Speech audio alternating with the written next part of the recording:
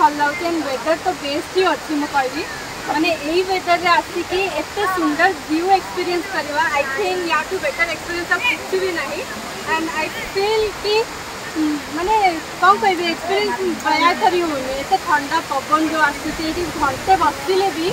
से वाला ये लगुनि कि मुझे एत दूर चढ़ी के आस बर्थडे के एत मुझे चढ़ी की कष्ट करके दूर I am feeling really happy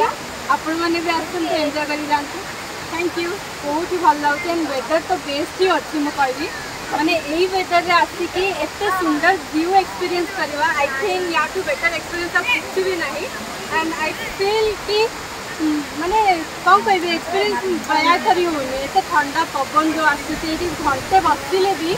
से वाला ये लगुनि कि मुझे एत दूर चढ़ी के आस बर्थडे के एत मुझे चढ़ी की कष्ट करके दूर I am feeling really happy आपण मैंने भी आसते एंजॉय कर जाते थैंक यू।